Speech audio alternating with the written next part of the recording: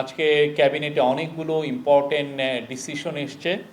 তার মধ্যে সবচেয়ে যেটা খুব গুরুত্বপূর্ণ সেটা হচ্ছে ক্যাবিনেট আজকে অ্যাপ্রুভ করেছে নারী ও পাশ হয়েছে।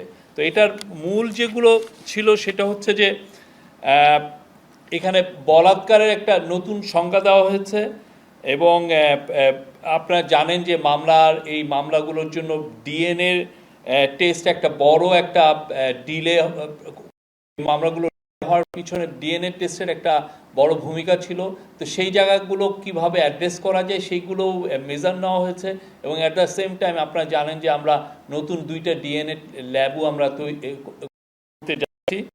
আর আরেকটা বিষয় হচ্ছে যে বিয়ের প্রলোভন দেখিয়ে যে রেপ কেসগুলো সেই জায়গাটাও নতুন করে অনেকগুলো মেজার নেওয়া হয়েছে এবং সেক্ষেত্রে এইটাকে আগের ল থেকে একটু নতুন একটা সেকশন নিয়ে এসে সেই লটাকে সর্বোচ্চ শাস্তি 7 বছর করা হয়েছে এবং সেটার ক্ষেত্রে আরও সেফগার্ড নেওয়া যায়, যে সমস্ত সেফগার্ড মেজার এই লর ক্ষেত্রে নেওয়া দরকার সেগুলোর এই বিষয়টা আপনাকে আমি তো এইখানে যা আমি বলছি আপনাদেরকে, এটাও তো আমি যেটা বলেছি যে ওভারঅল একটা কথা বলছি। এটা নিয়ে আপনার আরও ডিটেলস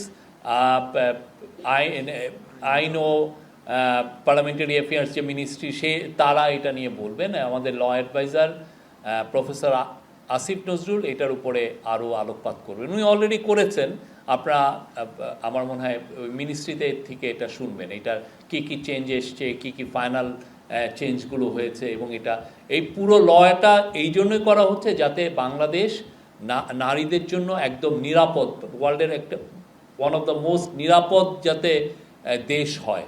এটা হচ্ছে মানে কোনো ধরনের আর যে কোনো রেপ কেস যাতে খুব দ্রুত এটা আমরা ট্রায়াল করতে না, এটা নারী ও শিশু নির্যাতনের কেসের মধ্যেই থাকবে, বাট আলাদা একটা সেকশনে হবে।